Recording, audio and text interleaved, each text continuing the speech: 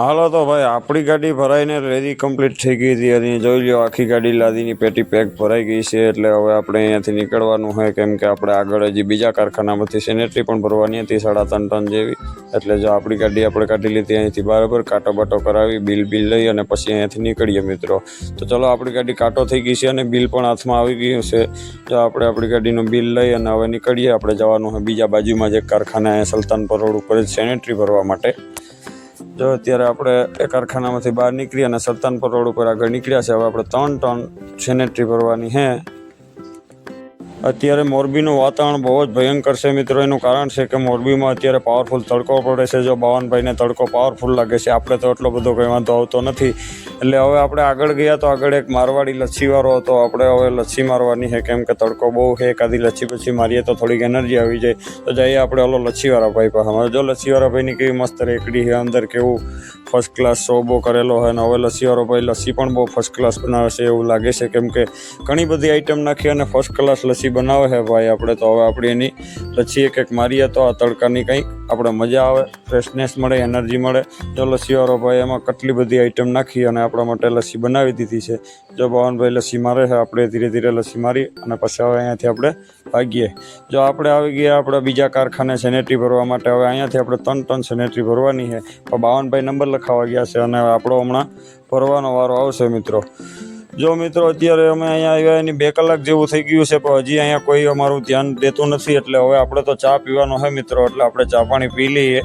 જો આપણો રબડા જેવો ચા આપણે મૂકી દીધો છે. હવે આપણે કંપનીવાળા તો કંઈ ભરી દઈએ એનું કંઈ નક્કી નથી. પણ ચા બાવનભાઈ જોવે છે મહાભારત જોઈ લ્યો મિત્રો.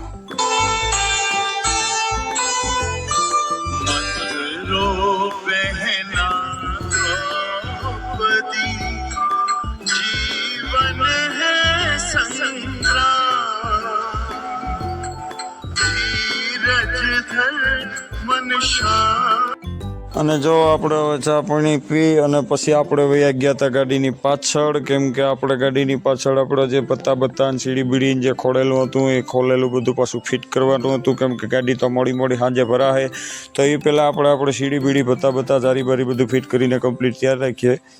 જો આપણી ગાડી ભરાઈને કમ્પ્લીટ થઈ ગઈ છે મિત્રો. અને આપણે નાળા તાલપત્રી બધું ઓકે કરી દીધું છે. હવે બસ બિલની વાત છે. બિલ બાવનભાઈ લઈને આવે એટલે સીધું ભાગવાનું જ છે. જો આપણું બિલ પણ આવી ગયું છે અને આપણે થઈ ગયા છે હાલતા મિત્રો. ગાડી ભરીને નીકળી ગયા છે કારખાની બહાર. ત્યાંથી આપણે આગળ આવ્યા અને કાંટો બાટો કરાવ્યો અને મિત્રો આપણે આવી ગયા છે. જોઈ લો અત્યારે પદ્માવતી ટ્રાન્સપોર્ટ મામાનો ટ્રાન્સપોર્ટ છે ત્યાં આવી ગયા છે. જોઈ લો આ બધું આખું મામાનું જ અહીંયા જંક્શન છે. એનો ટાટાનો ભાઈ ડેલો બેલો છે. અહીંયા પેટ્રોલ પંપ છે એનો ભારતનો.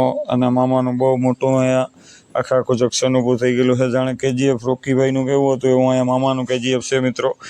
જો આપણે આવી ગયા છે અત્યારે પદ્માવતી ટ્રાન્સપોર્ટની ઓફિસની અંદર. જોઈ લો કેવી મસ્ત અંદર મસ્ત હાઈ ક્લાસ એસીવાળી ઓફિસ છે મિત્રો. ફર્સ્ટ ક્લાસ જોઈ લો અંદર કેવું મસ્ત ફિનિશિંગવાળી હાઈ ક્લાસ ઓફિસ છે. જમાવટ છે પદ્માવતી ટ્રાન્સપોર્ટ વાંકાનેર.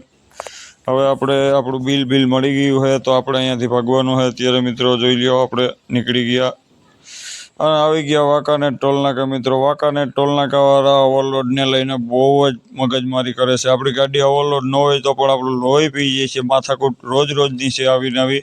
રોજ માથાકૂટ કરવી પડે. ગાડી આગળ લેવી પડે, પાછળ લેવી પડે, લાઇન બદલાવી પડે. આ લોકો કોઈ વાતમાં સમજતા નથી. ક્યારેક તો ખાલી ગાડીને પણ ઓવરલોડ બતાવે છે મિત્રો. આ વાંકાનેર ટોલનાકાવાળાનો કંઈક રસ્તો કરવો જોઈએ.